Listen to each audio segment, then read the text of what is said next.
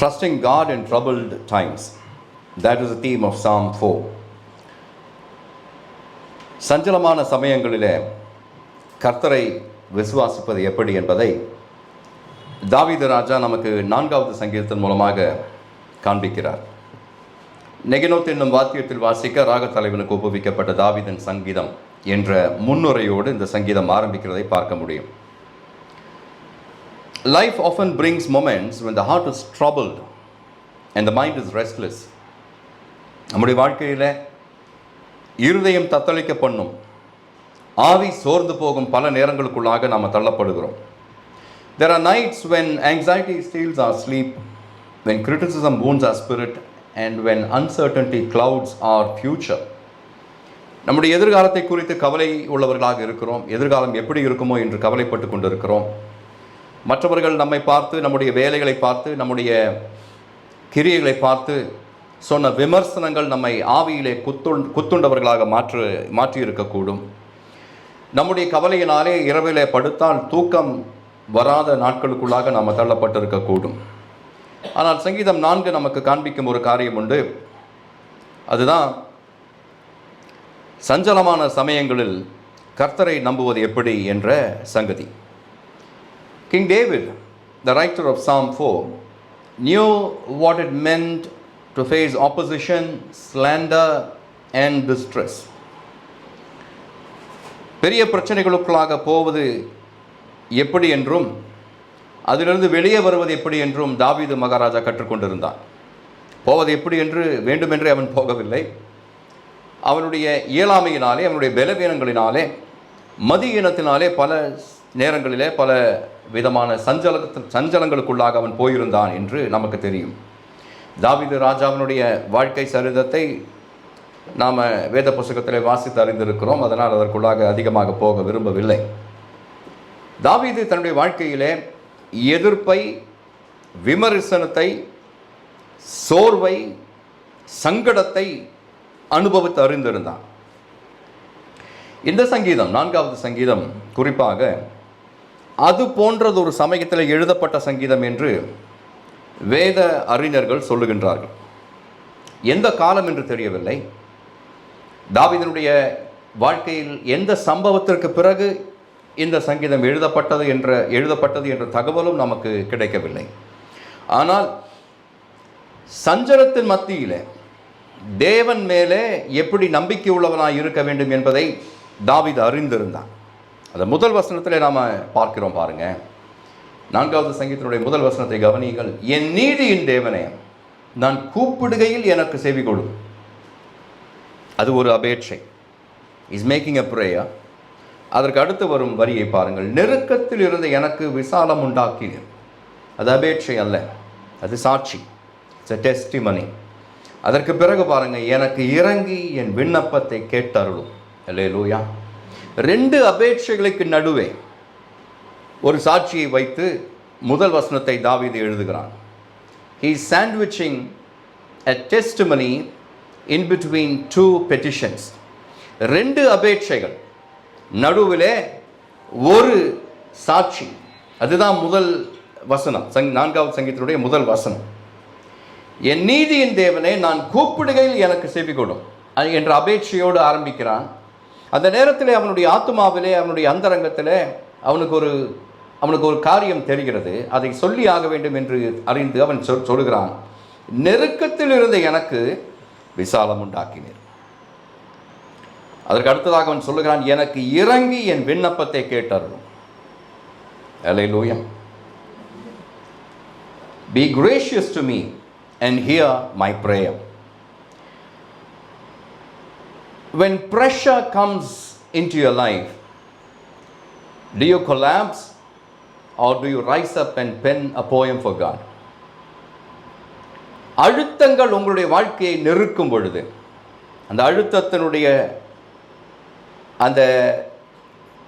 அந்த சூழ்நிலையிலே நீங்கள் விழுந்து போகிறீர்களோ, அல்லது அந்த நேரத்தில் எழுந்து ஆண்டவருக்கென்று ஒரு துதி பாடலை பாடுகிறீர்களோ, அதுதான் இன்று ஆவியானவர் நமக்கு முன்பாக வைக்கும் கேள்வி. நெருக்கம் வரும் பொழுது, சஞ்சலம் வரும் பொழுது, சோதனைக்குள்ளாக தள்ளப்படும் பொழுது, நம்முடைய வாழ்க்கையின் பிரதிக்கிரியை, the reaction of your life எப்படி இருக்கிறது என்று கர்த்தர் என்று நம்மை பார்த்து கேட்கிறார். 90% ஜனங்களும் சோர்ந்து போவார்கள்.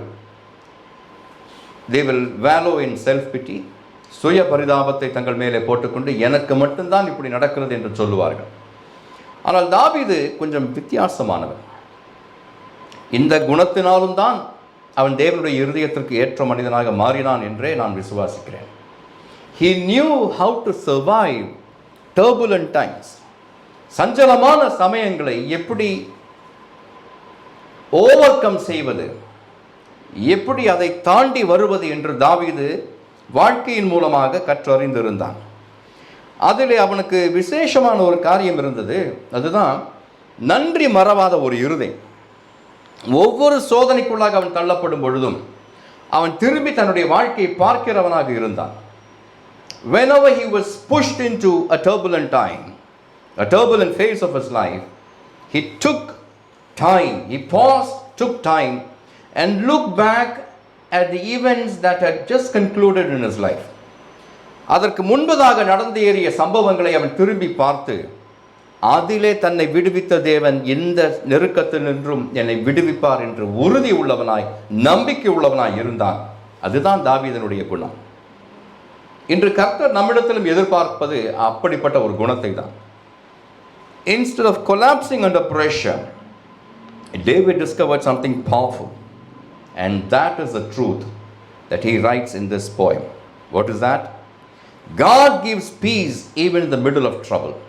நெருக்கத்தின் மத்தியிலும் கர்த்தர் நமக்கு சமாதானத்தை தருகிறார் என்ற சங்கதி, என்ற சத்தியம் தாவீதின் மூலமாக, சங்கீதம் 4 மூலமாக இன்று நமக்கு வருகின்றது. Psalm 4 teaches us how a believer can live with confidence, purity and peace when the world around us is unstable.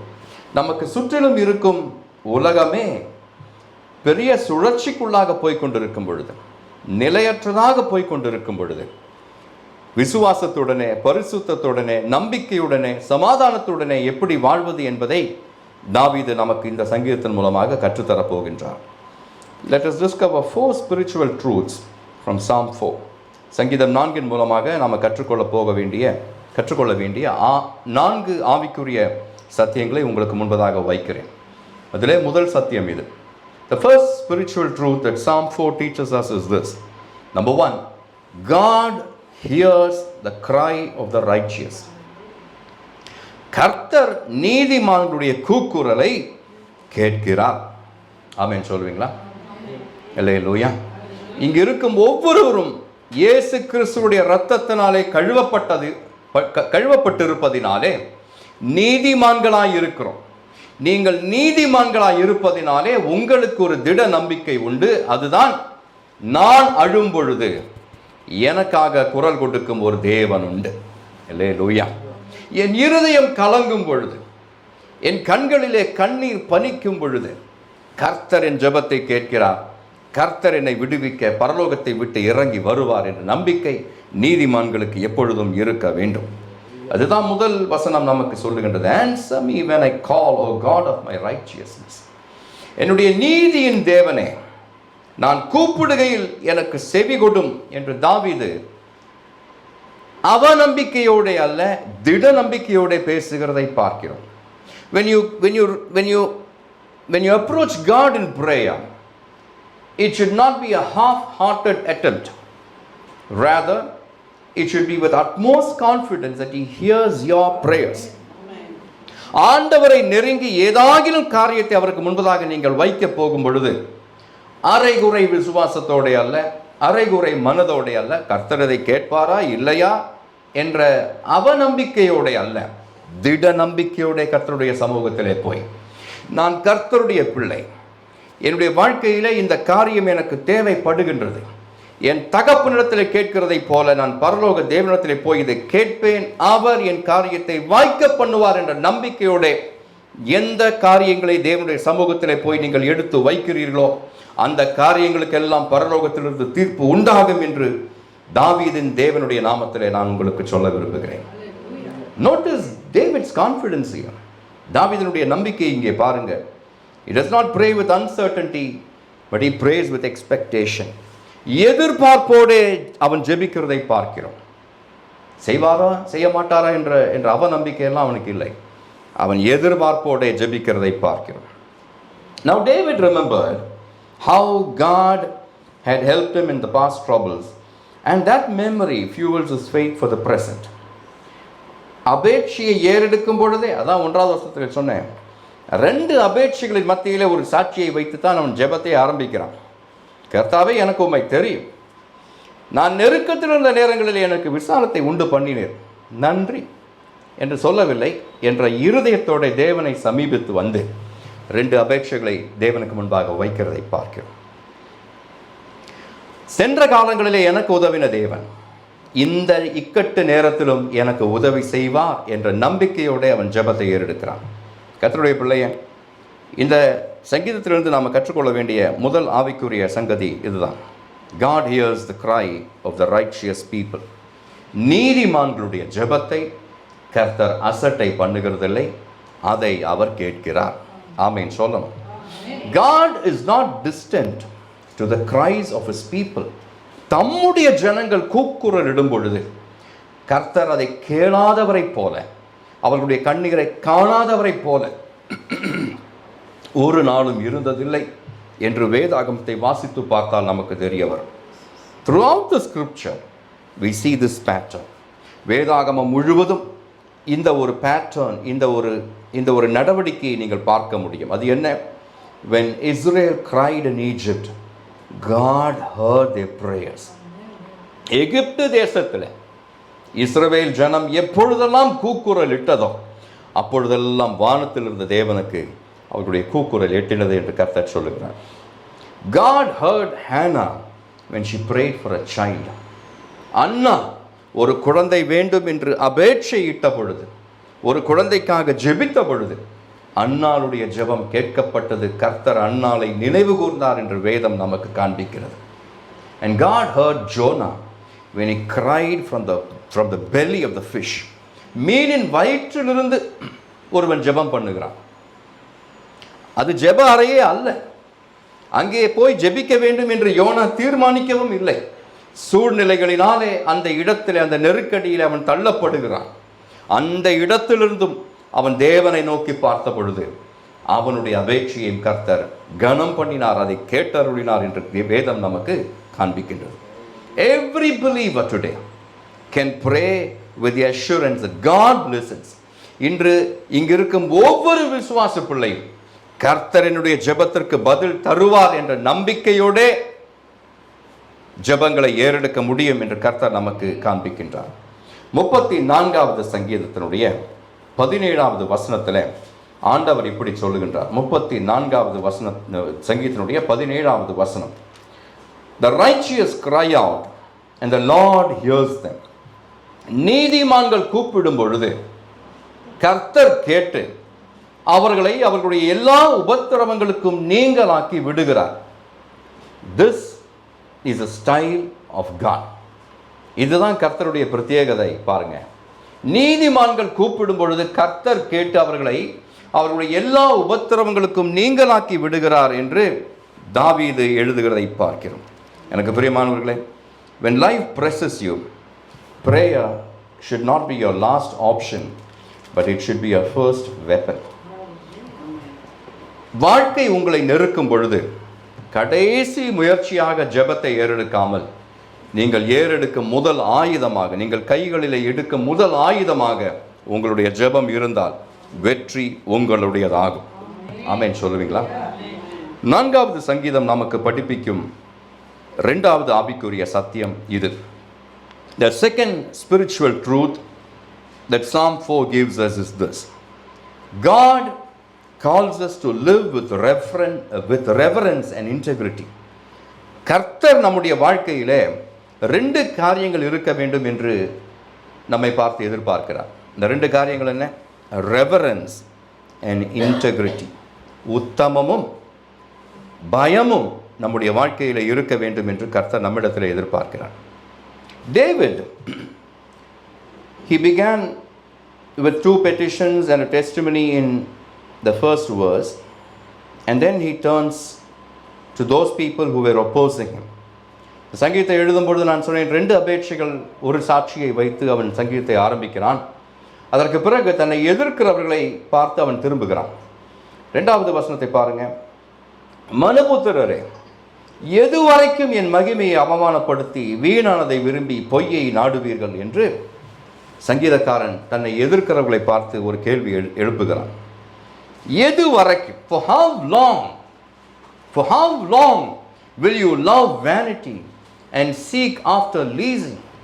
How long will you turn my glory into shame? எது வரைக்கும் என்னுடைய மகிமையை நீங்கள் அவமானப்படுத்துவீர்கள், வீணானதை விரும்பி பொய்யை நாடுவீர்கள் என்ற கேள்வியை தன்னை எதிர்க்கிறவர்களை பார்த்து தாவீது கேட்கிறதை பார்க்கிறோம். Now David teaches us that emotions are not the problem, sinful reactions are the problem. 4வது வசனத்தை கவனியுங்கள். 4வது வசனம், be angry and do not sin, ponder in your own hearts on your beds and be silent.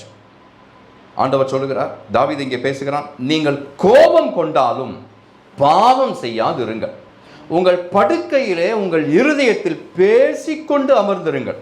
கொஞ்ச நேரத்தில் இந்த 4வது வசனத்தினுடைய 2வது பகுதிக்கு வருகிறேன். ஆனால் இப்பொழுது முதல் பகுதியை மட்டும் கொஞ்சம் கவனிப்போம். தாவீது சொல்லுகிறான், நீங்கள் கோபம் கொண்டாலும் பாவம் செய்யாதிருங்கள். அல்லேலூயா. கோபம் கொண்டாலும் பாவம் செய்யாமல் இருக்க வேண்டும். தாவீது நமக்கு காண்பிக்கும் ஒரு நல்ல மாதிரி. கோபம் வந்தவுடனே நமக்கு 2 காரியங்கள் முன்னே வந்து நிற்கும். அது என்ன தெரியுமா? என்னுடைய நீதி. என்னுடைய நீதியை என்னை தவிர சொல்வதற்கு வேறு யாருமே இல்லை. So I will have the last word என்று எந்த ஆர்கியூமெண்ட்லும் நாம தான் வந்து ஜெயிக்க வேண்டும் என்று நினைப்போம். அது மனித இயல்பு. ஆனால் தாவீது சொல்லுகிறான், கோபம் வர்றது இயல்பு, ஆனால் கோபித்து கொண்டிருக்கும் பொழுது உங்கள் வார்த்தைகளினாலே உங்கள் கிரியைகளினாலே பாவம் செய்யாதிருக்க பாருங்கள் என்று அவன் நமக்கு அறிவுரை சொல்லுகிறதை பார்க்கிறோம். தாவீது இதன் மூலமாக நமக்கு சொல்லும் காரியம், உன்னுடைய சூழ்நிலையில் உன்னை அமிழ்த்தும் காரியங்கள் நடக்கும் பொழுது உன்னுடைய மனதில் எழும் அந்த யோசனைகளினாலே நீ பாவி ஆகிறதில்லை. நீ அதற்கு பதிலாக செய்யும் காரியங்களினாலே சொல்லும் சொற்களினாலே மட்டும்தான் பாவி ஆகிறாய் என்று தாவீது நமக்கு காண்பிக்கிறான். In other words, David is saying, emotions are not the problem, your sinful reactions are the problem. நமக்கு கோபம் வரும், நமக்கு எரிச்சல் உண்டாகும், இதெல்லாம் உண்டாகும். இது மனுஷ இயல்பு என்று தேவன் அறிந்திருக்கிறார். ஆனால் கோபித்தாலும் பாவம் செய்யாதிருக்க வேண்டும் என்றே தாவீது நமக்கு உணர்த்துகிறார். இல்லையா? சொல்லுவீங்களா? அதுக்கு என்ன செய்ய வேண்டும்? அதான் 2வது பகுதி. David becomes a counselor here. தாவீது இங்கே ஒரு ஆலோசகனை போல நமக்கு மாறுகிறான். அவன் சொல்லுகிறான், கோபம் வரும்பொழுது நீங்கள் என்ன செய்யணும்னு சொல்கிறேன். உங்கள் படுக்கை அறைக்கு நீங்கள் போக வேண்டும். உங்கள் படுக்கையில் நீங்கள் அமர்ந்து கொண்டு உங்கள் இருதயத்தில் பேசிக்கொண்டு இருக்க வேண்டும் என்று சொல்லுகிறார். யாரை பார்த்தும் நீங்கள் சாபம் விடாதிருங்கள், யாரிடமும் போய் உங்களுடைய நீதியை சொல்லாமல் இருங்கள். கர்த்தர் உங்களுடைய நீதியை பார்த்து கொள்வார். ஆனால் நீங்கள் செய்ய வேண்டியது ஒன்று தான். அது என்ன? உங்கள் படுக்கையில் உங்கள் இருதயத்தில் பேசிக்கொண்டு அமர்ந்திருங்கள். அல்லேலூயா. இது முடியுமா என்று நீங்கள் கேட்டால், முடியும் என்று ஒருவன் சாதித்து காண்பித்திருக்கிறான். தாவீது இதை செய்து காண்பித்ததனாலே தான் நமக்கு இந்த ஆலோசனை தருகிறான். கோபம் வரும்பொழுது பாவம் செய்யாமல் இருப்பது எப்படி? எந்த மனிதனிடமும் என்னுடைய கோபத்திற்கு பதிலாக நீதியை நான் எதிர்பார்ப்பதில்லை. என்னுடைய நீதி எங்கிருந்து வரும்? என்னுடைய சாட்சி பரலோகத்தில் இருக்கிறது. என்னுடைய நீதியை தருகிறவர் என் தேவன். அவர் எனக்காக உத்தரவு சொல்லும் மட்டும் நான் வாயை திறக்க மாட்டேன். அல்லேலூயா. நான் என்னுடைய இருதயத்தில் பேசிக்கொண்டிருப்பேன். என் படுக்கையில் அமர்ந்து என் இருதயத்தில் பேசிக்கொண்டிருப்பேன். அப்படின்னா மனக்குமுறல்களை தாவீது வேண்டாம் என்று சொல்லவில்லை. அவன் உள்ளத்திலே பொங்கிக் கொண்டிருக்கிறான். அவன் உள்ளத்திலே காரியங்களை பேசி கொண்டிருக்கிறான். எனக்கு இப்படி ஆகிவிட்டதே, என்னை எதிர்த்து பேசினார்களே, என்னை பொய்யன் என்று, என்னை நீசன் என்று பேசினார்களே, ஏசினார்களே என்றெல்லாம் அவன் உள்ளத்திலே பேசி கொண்டிருந்தான். ஆனால் எந்த மனிதனிடமும் போய் இந்த வார்த்தைகளை அவன் பேசவில்லை என்று ஆண்டவர் நமக்கு காண்பிக்கிறார். அல்லேலூயா. உங்களுக்கு அடுத்த முறை உங்களுடைய நீதி மறுக்கப்படும் பொழுது, உங்களுடைய நியாயம் எடுபடாமல் போகும் பொழுது, நீங்கள் செய்யாத காரியத்திற்காக மற்றவர்கள் உங்கள் மேலே பொய்யாக சாட்சி சொல்லும் பொழுது, இந்த காரியத்தை செய்து பாருங்கள், உங்கள் சாட்சியை கர்த்தர் விளங்க பண்ணுவார். ஆமென். அல்லேலூயா. Anger can lead to destruction if it is not controlled. Instead of reacting impulsively, David says, reflect and repent. Hallelujah. உங்களை சங்கடத்திற்குள்ளாக தள்ளும் காரியங்கள் உங்களுடைய வாழ்க்கையில் நடக்கும் பொழுது அதற்கு ரியாக்ட் செய்யாமல், அதற்காக நீங்கள் ஒரு பிரதிக்கிரியை செய்யாமல், தாவீது சொல்லுகிறான், அந்த நேரத்தில் உங்களுடைய வாழ்க்கையை, உங்களுடைய நடவடிக்கையை நீங்கள் சோதித்து பார்த்து உங்களில் பாவம் இருக்குமே ஆனால் அதற்காக நீங்கள் மனஸ்தாபப்பட வேண்டும் என்று தாவீது நமக்கு காண்பிக்கிறார். கர்த்தருடைய பிள்ளையே, God is telling us our godly life requires inner discipline and reverence toward God. நல்ல ஒரு ஆவிக்குரிய வாழ்க்கை வாழ வேண்டும் என்று நினைத்திருக்கிறீர்களோ, ஆசைப்படுகிறீர்களோ, அதற்கு 2 காரியங்கள் வேண்டும் என்று கர்த்தர் நமக்கு இன்று காண்பிக்கிறார். அதற்கு you need inner discipline and a reverence toward God. தேவனிடத்தில் ஒரு கனம், ஒரு பயபக்தி நமக்கு இருக்க வேண்டும். அதுதான் நம்முடைய சொற்களையும் நம்முடைய செயல்களையும் நிலைநிறுத்தும் காரியம். இந்த பயம் மட்டும் இல்லை என்று வைத்துக்கொள்வோமே, நீங்கள் தேவனுடைய மனுஷர்களாக எண்ணப்படவே மாட்டீர்கள். நீங்கள் தேவனுடைய மனுஷர்கள் என்று எதனால் அறியப்படுவீர்கள்? உங்களுக்குள்ளே இருக்கும் தேவ பயத்தினாலே அறியப்படுவீர்கள் என்று தாவீது இன்று நம்மை பார்த்து சொல்லுகிறான். ஆமென் சொல்லுவீங்களா? அந்த தேவ பயம் இருப்பதனால தான் மற்றவன் பேசினதைப் போல நாம் பேசாமல் இருக்கிறோம். அந்த தேவ பயம் நமக்குள்ளே இருப்பதனால்தான் அவர்கள் நமக்கு செய்ததைப் போல நாம் அவர்களுக்கு பிரதிபலன் செய்யாமல் இருக்கிறோம். கைகளை உயர்த்தி சொல்லுங்க, ஆண்டவரை, இதுவரைக்கும் நான் அப்படி இருக்க எனக்கு உதவி செய்தீங்க. என்னுடைய வாழ்க்கை முடியும் வரைக்கும் உம்மேலே இருக்கும் பயபக்தி எனக்குள்ளாக இருக்க என்னை உம்முடைய கைகளிலே ஒப்புக் கொடுக்கிறேன். அல்லேலூயா, அல்லேலூயா. David is saying, offer right sacrifices and put your trust in the Lord. 5வது வசனம். Offer the sacrifices of righteousness. 5வது வசனம் போடுங்க. Offer the sacrifices of righteousness and put your trust in the Lord. நீதியின் பலிகளை செலுத்தி கர்த்தர் மேல் நம்பிக்கையாய் இருங்கள் என்று தாவீது நமக்கு சொல்லுகிறார். True worship is not just rituals. It is a heart aligned with God. ஆராதனை என்பது என்ன? உண்மையான ஆராதனை என்பது என்ன? நமக்கு நாமே பக்தி விருத்தி உண்டாக்கும் ஆராதனை எண்ணப்பட்டது என்ன என்று தாவீது நம்மை பார்த்து கேட்கிறான்.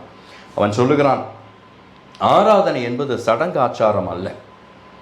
தேவனுடைய வார்த்தைக்கு நம்முடைய இருதயத்தை எப்பொழுது முழுமையாக ஒப்புக் கொடுக்கிறோமோ அப்பொழுது தேவனை ஆராதிக்க ஆரம்பிக்கிறோம் என்று தாவீது நமக்கு காண்பிக்கிறான்.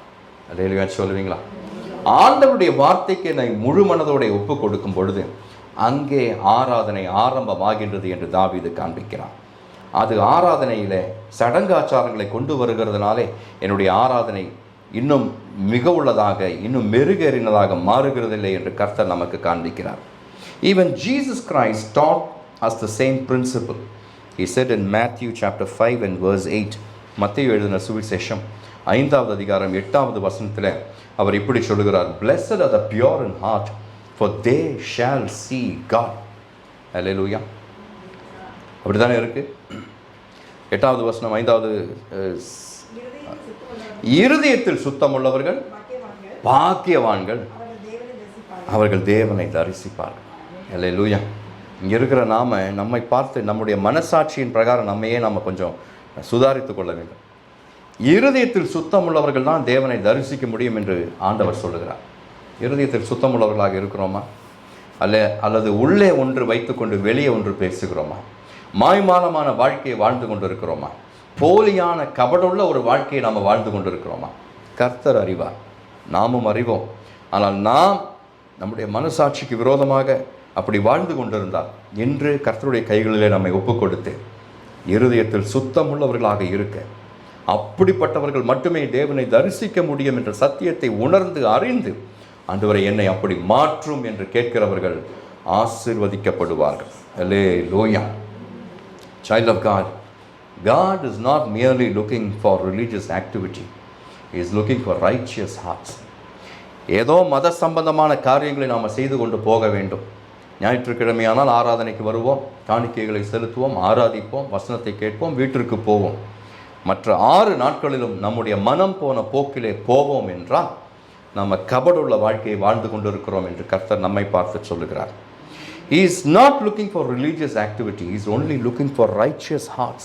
அவருக்கு முன்பாக சடங்காச்சாரங்களை அல்ல, தார்மீக காரியங்களை அல்ல, பாரம்பரியமான காரியங்களை அல்ல, பழக்க வழக்கங்களை அல்ல. ஆண்டவர் உங்களிடத்திலும் என்னிடத்திலும் எதிர்பார்க்கும் காரியம் ஒன்றே ஒன்று தான், நீதி உள்ள இருதயம். ஆமென் சொல்லுவீங்களா? Hallelujah. And the third spiritual truth that Psalm 4 teaches us is this. சங்கீதம் 4 நமக்கு காண்பிக்கும், நமக்கு படிப்பிக்கும் மூன்றாவது ஆவிக்குரிய சத்தியம் என்பது இது. And David tells us this. True joy comes from God's presence. உண்மையான சந்தோஷம் என்பது தேவனுடைய சமூகத்தில், தேவனுடைய பிரசன்னத்திலிருந்து மட்டுமே நமக்கு வரும் என்று தாவீது ராஜா நமக்கு சொல்லுகிறார். No earthly prosperity, no amount of riches, no amount of luxurious life can give you true joy. அது தாவீது கண்டுபிடித்த சங்கதி, தாவீது கண்டுபிடித்த சத்தியம். தாவீது சொல்லுகிறான், என்னுடைய வாழ்க்கையில் நான் பட்டு மெத்தையிலே படுத்து இருக்கிறேன், ஆனால் நித்திரை வராமல் புரண்டு இருக்கிறேன். அல்லேலூயா. ராஜபோகத்தை நான் உண்டிருக்கிறேன், ராஜபோஜனம் எனக்கு கிடைத்திருந்தது, ஆனாலும் உள்ளத்திலே தேவனோடே நான் தொடர்பு இல்லாதவனாக இருந்திருக்கிறேன் என்று தாவீது நம்மை பார்த்து சொல்லுகிறான். அதனால் பட்டு மெத்தையும் ராஜபோஜனமும் கிடைத்தால்தான் உண்மையான மகிழ்ச்சி நம்முடைய வாழ்க்கையிலே உண்டாகும் என்று நினைக்கவே கூடாது என்று கர்த்தர் சொல்லுகிறார். ஒரு பாஸ்டர்கிட்ட ஒரு விசுவாசி வந்து கேட்டாராம், பாஸ்டர், ஆராதனை முடிந்து இன்று உங்களுடைய வீட்டிற்கு வந்தார், எனக்கு என்ன சாப்பிட தருவீர்கள் என்று கேட்டாராம். விசுவாசி கேட்ட கேள்விக்கு சற்றும் யோசிக்காமல் பாஸ்டர் சொன்னாராம், பழைய சாதம் இருக்குது, நான் தருவேன் என்று சொன்னாராம். அப்போ விசுவாசி கேட்டாராம், என்ன பாஸ்டர், நல்ல வாழ்க்கை வாழ்ந்து கொண்டு இருக்கிறீர்கள், பிரியாணி வாங்கி தர மாட்டீர்களா என்று விசுவாசி கேட்டாராம். பாஸ்டர் சொன்னாராம், பிரியாணி வாங்கித்தர என்னால் முடியும், ஆனால் பிரியாணியை விட பழைய சாதத்தில் கொஞ்சம் தயிரை போட்டு ஒரு சின்ன மிளகாய் உடைத்து அதை பிசைந்து அதை நீங்கள் எடுத்து சாப்பிடும் பொழுது கிடைக்கும் அந்த சந்தோஷம் இருக்கிறதே, அது எந்த பிரியாணியிலும் கிடைப்பதில்லை என்ற சத்தியத்தை நான் அறிந்திருக்கிறேன். அதனால் எனக்கு கிடைத்த சந்தோஷத்தை நான் உன்னோடும் பகிர்ந்து கொள்ள விரும்புகிறேன் என்று அந்த பாஸ்டர் சொன்னாராம். அந்த பாஸ்டர் எங்கேன்னு தேடிட்டு இருக்க வேண்டாம், அவர் இல்லை, ஒரு கதை தான் சொன்னேன்.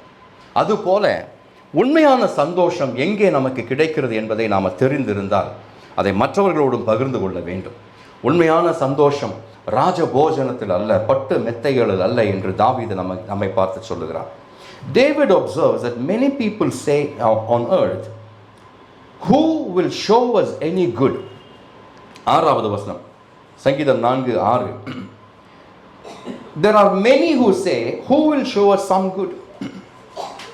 எங்களுக்கு நன்மை காண்பிப்பவன் யார் என்று சொல்லுகிறவர்கள் அநேகர் என்று தாவீது சொல்லுகிறான். இந்த கேள்வியை கேட்கிறவர்கள் யார்? எங்களுக்கு நன்மையை காண்பிப்பவன் யார் என்று கேள்வி கேட்கிறவர்கள் யார்? என்னுடைய நன்மை மனிதர்களிடத்திலிருந்து அல்ல, தேவனிடத்திலிருந்தும் அல்ல. என்னுடைய நன்மையை என்னுடைய கைகளே எனக்காக சம்பாதிக்கும் என்று நினைக்கிறவர்கள் கேட்கும் கேள்வியே இது.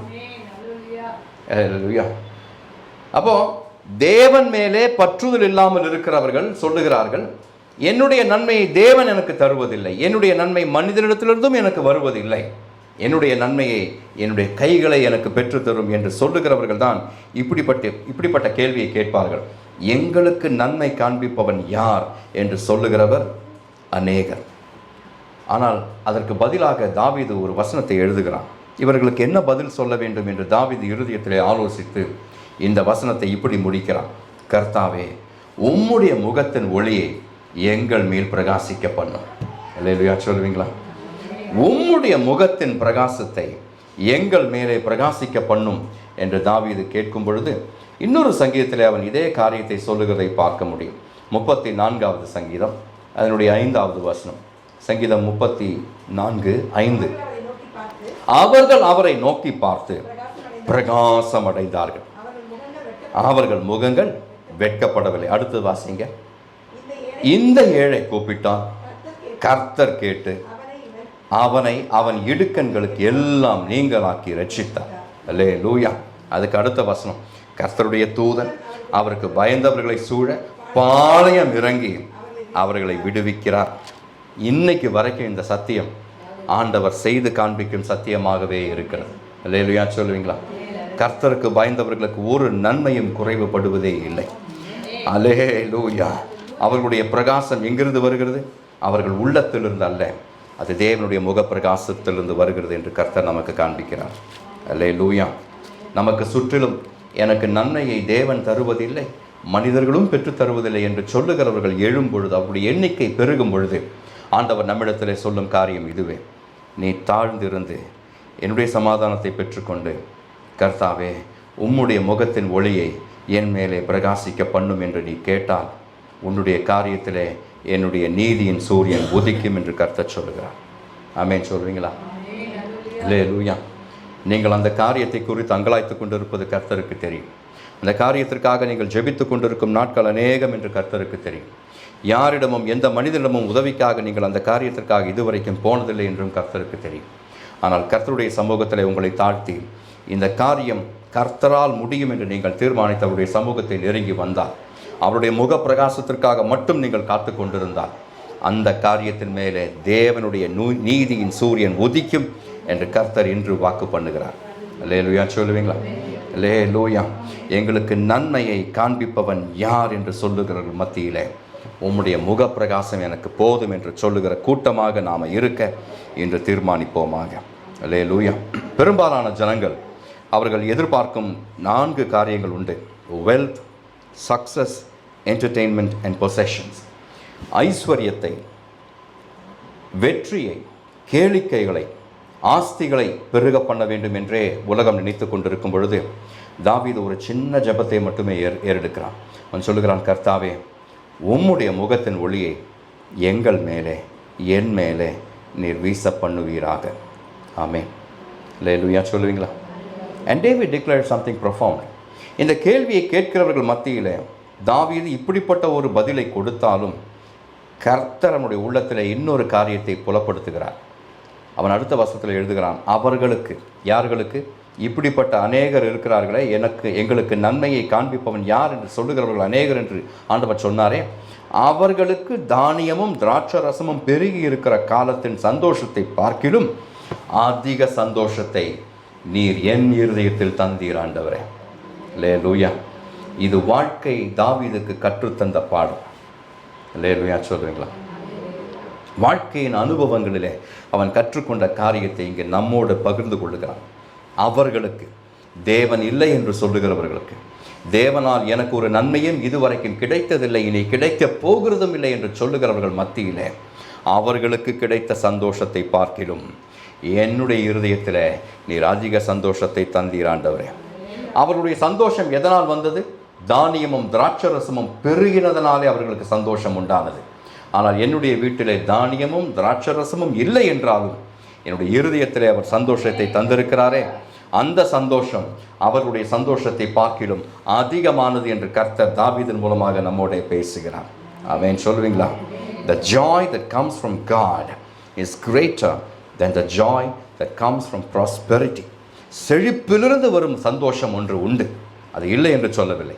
செழிப்பிலிருந்து வரும் சந்தோஷத்தை பார்க்கிலும் தேவனுடைய கையிலிருந்து எனக்கு கிடைக்கும் அந்த ஐஸ்வர்யத்தினாலே வரும் சந்தோஷம் இருக்கிறதே, அது அதிகம் என்று கர்த்தர் நமக்கு காண்பிக்கிறார்.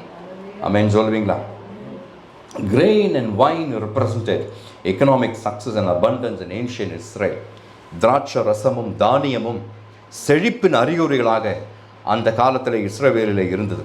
ஆனால் அந்த காலத்திலும் தாவீது சொல்லுகிறான், the joy of God's presence is greater than material blessing. உலகத்தின் நன்மைகளை விட ஆவிக்குரிய அனுபவங்களிலே கர்த்தர் என்னை கொண்டு போனால் நான் அதிக மகிழ்ச்சியாக இருப்பேன் என்று கர்த்தருக்கு முன்பதாக தாவீது சாட்சி கொடுக்கிறார். This truth is fulfilled perfectly in Jesus Christ, who offers joy that the world cannot give.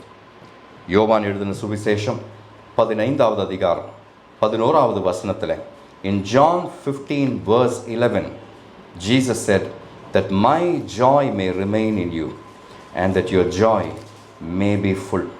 Hallelujah.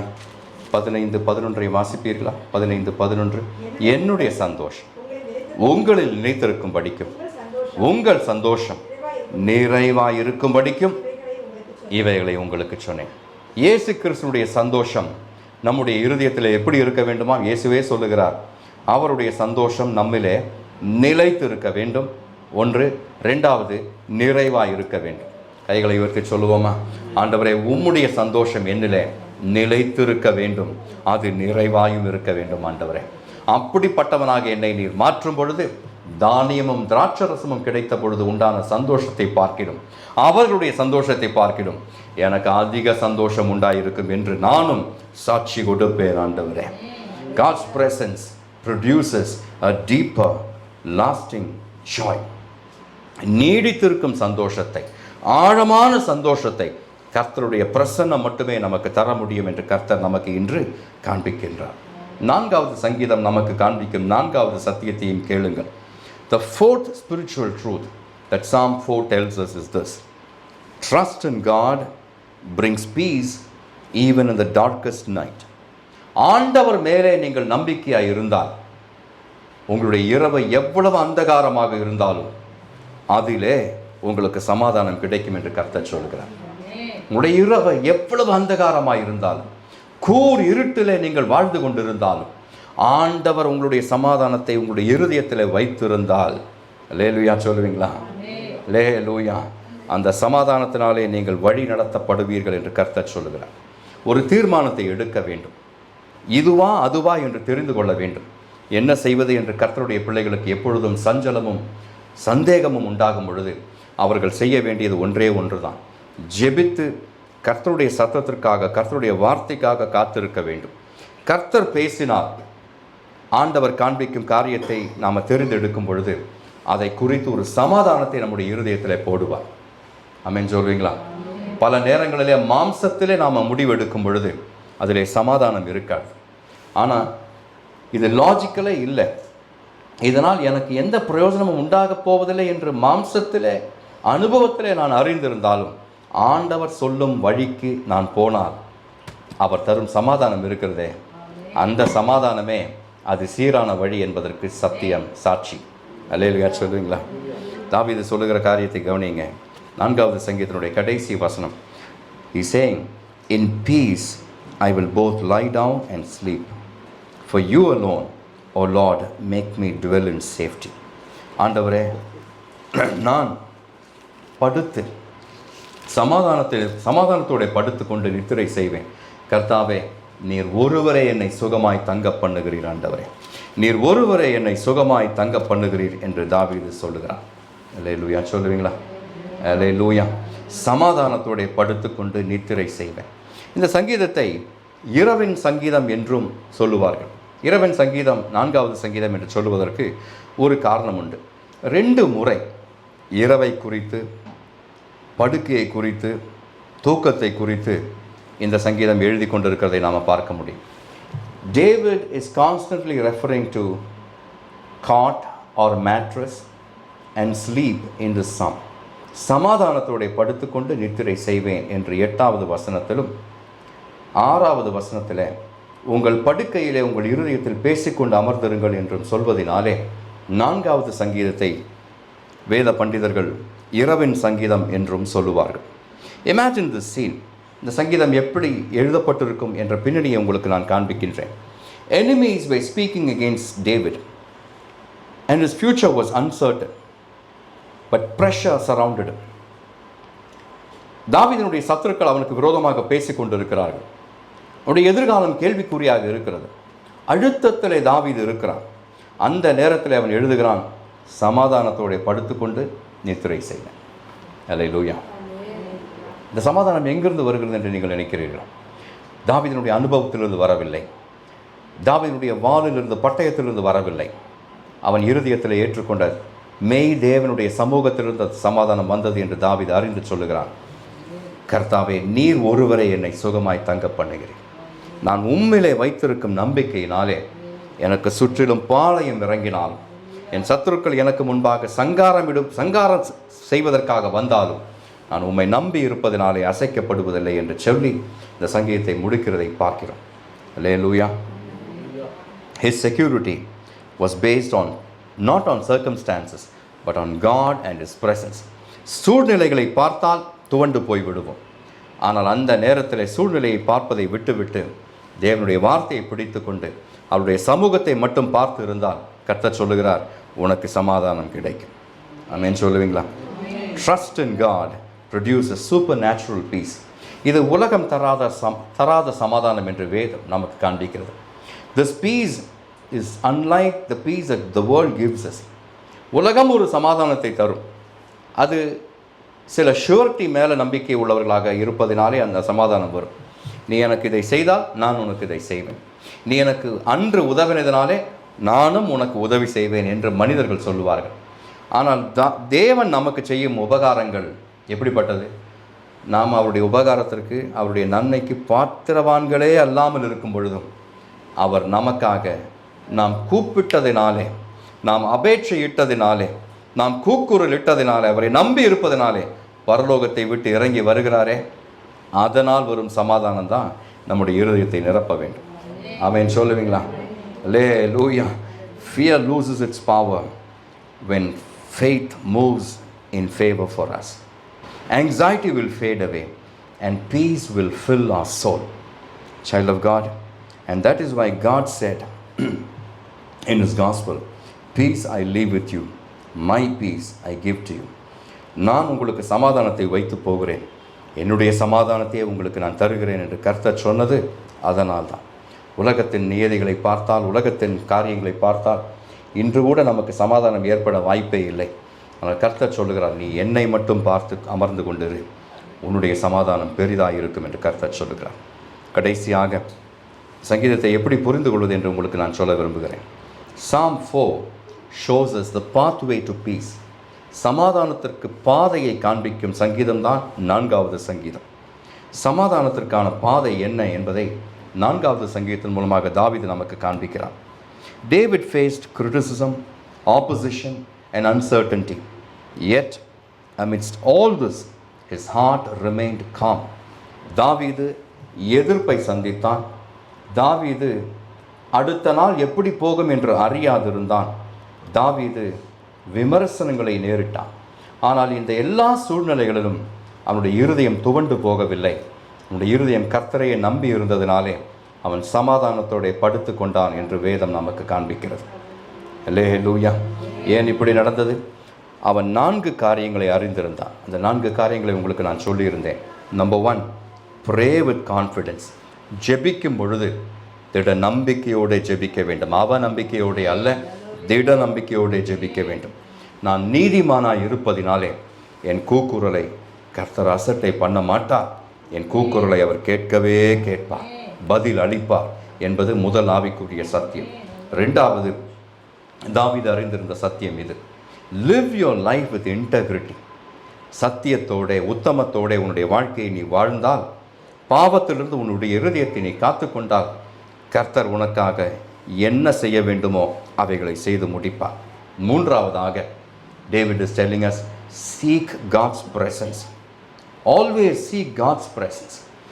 உன்னுடைய காலம் நன்றாய் இருக்கும் பொழுதும், உன்னுடைய சமயம் சஞ்சலத்தோடு இருக்கும் பொழுதும் தாவீது சொல்லுகிறான், கர்த்தருடைய சமூகத்தை மட்டுமே தேடிக்கொண்டிரு.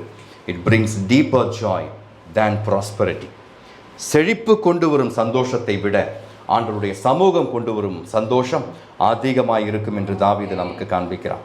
4வதாக கடைசி சத்தியம் இதுவே. David is telling us, trust in God completely, even when it feels like a foolish thing to do. முட்டாள்தனமாக இருந்தாலும் சரி, கர்த்தர் சொல்லும் காரியத்தை மட்டுமே செய்ய நாம் தீர்மானிக்கும் பொழுது கர்த்தர் நம்முடைய பாதையை செவ்வைப்படுத்துவார். நம்முடைய சூழ்நிலையிலே தம்முடைய நீதியின் சூரியனை கர்த்தர் உதிக்க பண்ணுவார் என்று கர்த்தர் நமக்கு காண்பிக்கிறார். He gives peace even in troubled nights. சஞ்சலத்தோடு இருக்கும் இரவுகளிலும் கர்த்தர் சமாதானத்தோடு நம்மை படுத்து கொள்ள செய்வார், நித்திரையை தருவார் என்று கர்த்தர் நமக்கு தாவீதின் மூலமாக காண்பிக்கிறார். அல்லேலூயா சொல்வீங்களா? அல்லேலூயா. கர்த்தர் என்று நம்மோட பேசி இருக்கிறார். ஆண்டவர் தம்முடைய சமூகத்தை நமக்கு தந்திருக்கிறார். தம்முடைய வார்த்தையின் மூலமாக நம்முடைய இடைப்பட்ட தேவனுக்கு கரங்களை உயர்த்தி சொல்லுவோம், நன்றி ஆண்டவரே, என்னோடு பேசினதற்காக நன்றி. என்னுடைய இருதயம் துவண்டு போயிருந்தது ஆண்டவரே. நம்பிக்கை இல்லாதவனாக இருந்தேன். கொஞ்சம் நம்பிக்கை இருந்தது, அதுவும் கர்த்தாவே அவநம்பிக்கையிலே முடிந்து போனது ஆண்டவரே. ஆனால் உம்முடைய சமூகத்திலே வருகிற ஒரு ஆத்துமாவையும் நீர் தேற்றாமல் அனுப்புகிறதே இல்லை ஆண்டவரை. கைகளை உயர்த்தி சொல்லுங்க, நீர் என்னை தேற்றி அனுப்புகிறதற்காக நன்றி. என்னுடைய இருதயத்தில் நம்பிக்கையை நீர் தந்ததற்காக நன்றி ஆண்டவரே. அவநம்பிக்கையை நான் துடைத்து போடுகிறேன். அந்த இடத்துல உம்முடைய வார்த்தையின் மேல் இருக்கும் நம்பிக்கையும் விசுவாசத்தையும் வர்த்திக்க பண்ணுவீராக ராஜா. உம்முடைய வார்த்தையை இன்னும் அதிகமாக நான் வாசிக்க, அதிகாலையிலே எழுந்து உம்முடைய சமூகத்தை நான் தேட, இரவு காலங்களிலே சமாதானத்தோடு படுத்துக்கொள்ள எனக்கு கிருபை தருவீராக ராஜா. நீதியின் பலிகளை நான் ஒவ்வொரு நாளும் உமக்கு செலுத்த, உம்மேலே நம்பிக்கையாக இருக்க எனக்கு கிருபை பாராட்டும் தகப்பனே. அல்லேலூயா. ஆண்டவரே, உலகத்து ஜனங்கள் எங்களுக்கு நன்மையை காண்பிப்பவன் யார் என்று சொல்லுவார்கள். அவர்களுடைய கூட்டம், அவருடைய எண்ணிக்கை அநேகமாய் இருந்தாலும் ஆண்டவரே, நான் சொல்லுவேன், கர்த்தாவே, உம்முடைய முகத்தின் பிரகாசத்தை எங்கள் மேலே வீச பண்ணுவீராக. உம்முடைய முக பிரகாசம் என் மேலே வந்தால் போதும். உம்முடைய முக பிரகாசம் என்னுடைய சூழ்நிலைகளை விழுந்தால் போதும் ஆண்டவரே. உம்முடைய நீதியின் சூரியன் என்னுடைய காரியங்களிலே உதித்தால் போதும் ஆண்டவரே. ஆண்டவரே, நீர் எனக்காக பேசுகிற தேவன், என்னுடைய கைகளை யுத்தத்திற்கு பழக்குவிக்கிற தேவன் ஆண்டவரே. என்னுடைய விரல்களை போருக்கு பழக்குவிக்கிற தேவன் நீர் ஆண்டவரே. உம்முடைய கரங்களில் என்னுடைய வாழ்க்கையை ஒப்புக் கொடுக்கிறேன். என்னுடைய எதிர்காலத்தை ஒப்புக் கொடுக்கிறேன். என்னுடைய கர்த்தாவை விசுவாசத்தை வர்த்திக்க பண்ணுவீராக. உம்மேலே இன்னும் அதிகமான நம்பிக்கை உண்டாக பண்ணுவீராக ராஜா. ஆண்டவரே, என்னுடைய சூழ்நிலையை கதி மாறும் பொழுது மனிதர்களை அல்ல, உம்மை நம்பி இருக்க, உம்முடைய வார்த்தையை நம்பி இருக்க, உண்மையிலே விசுவாசம் உள்ளவனாய் இருக்க, உம்முடைய வார்த்தையே நான் பற்றி கொண்டிருக்க, வலதுபுறமும் இடதுபுறமும் பாதைகள் தென்படும் பொழுது நீர் காண்பிக்கும் வழியிலே நான் நடக்க எனக்கு கிருபை தருவீராக ராஜா. என்னை முற்றிலுமாக உம்முடைய கரங்களிலே ஒப்புக் கொடுக்கிறேன். எல்லா துதியும், எல்லா கனமும், எல்லா மகிமையும் உமக்கே நான் செலுத்துகிறேன். மீட்பெரும் இரட்சகருமாகிய இயேசு கிறிஸ்துவின் மூலம் எங்களுடைய ஜெபங்களை கேளும் நல்ல பிதாவே.